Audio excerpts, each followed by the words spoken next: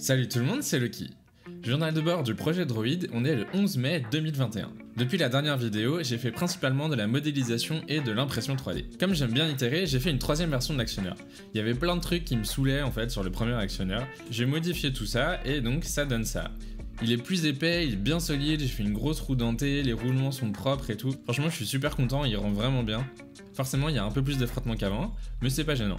Cet actionneur, c'est l'élément de base qui va me servir à faire la jambe du robot.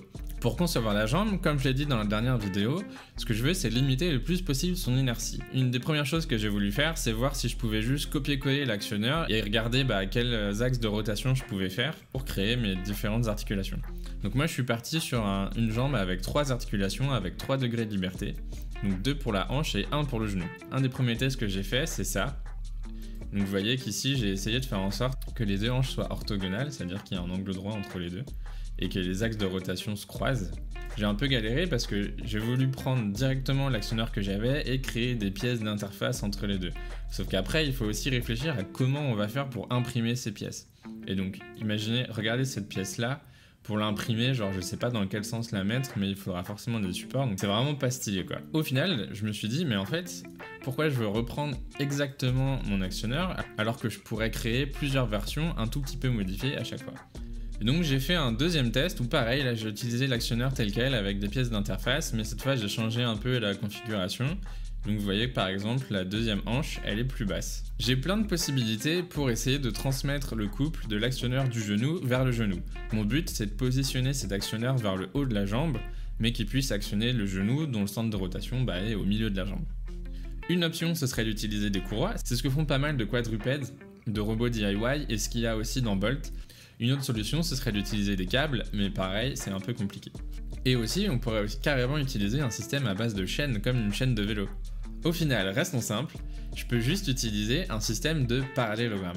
En fixant la barre verte et en mettant un moteur sur la barre rouge, vous voyez que la barre jaune bouge de manière parallèle à la barre rouge. Ça me permet de déporter facilement l'actionneur. Il y a quand même une limite à ce système, c'est que si jamais les 4 barres sont complètement alignées, on atteint ce qu'on appelle une singularité. Et là, le système peut s'inverser. Donc il faut faire attention à rester en dehors de ça. C'est gérable, il suffit de mettre des butées mécaniques. Et donc une première version que j'ai fait où j'ai voulu faire ça, ça donne ça.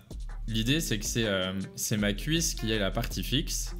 Et ça, ce serait le tibia. Et du coup, les 2 barres parallèles, ce serait ici et ici. Donc vous voyez, c'est des premiers essais, mais déjà je trouve ça un peu moche. Je me retrouve avec quasiment 30 cm de haut juste pour la hanche quoi. Donc je trouvais ça vraiment pas du tout assez compact et ça rajoute beaucoup d'inertie parce qu'au final le moteur est assez bas. Je suis reparti à 0 et cette fois ce que j'ai fait c'est que au lieu de prendre l'actionneur tel quel, j'ai créé des pièces dérivées et du coup j'ai pu éditer pour chaque axe la pièce. Comme ça me fera moins de pièces d'interface à imprimer et du coup c'est beaucoup plus clean. Et regardez, je suis assez content de ce que j'ai fait. Au final, j'ai juste mis les 2 actionneurs côte à côte et les axes de rotation sont complètement alignés. Je trouve que c'est un bon compromis, on a tout le poids qui est en haut de la jambe. Et derrière, on a notre petit système de parallélogramme. Il y a quand même une petite particularité sur ce système, c'est que je vais devoir toujours contrôler les 2 axes en même temps. Parce qu'en fait, le parallélogramme, il est créé entre la cuisse et la pièce du genou là. Et en fait, vu que la cuisse elle peut se déplacer, il faudra toujours que je positionne l'autre axe par rapport à celui-là. Mais au final, c'est vraiment juste une addition dans le code, donc ça devrait pas être trop compliqué. Et du coup, si je vous montre maintenant ce que ça donne, tada! C'est pas trop stylé? En vrai, j'ai passé vraiment des dizaines de minutes à jouer avec le truc juste pour visualiser les mouvements parce que je trouve ça trop cool quoi. Vous voyez, j'ai essayé de limiter l'encombrement.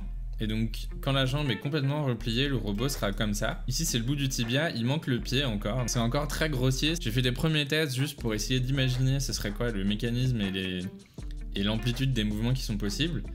C'est super encourageant, donc je vais partir sur cette voie-là. Un des problèmes potentiels avec ce mécanisme, c'est qu'il risque d'être très souple et du coup qu'il y ait beaucoup de flexibilité. Et donc ça peut poser problème parce que ça veut dire que le robot il croira que son pied est à un certain endroit alors qu'en fait il pourrait y avoir plusieurs centimètres d'erreur juste à cause des flexibilités. Il faudra que je fasse un montage suffisamment rigide pour pallier à ça.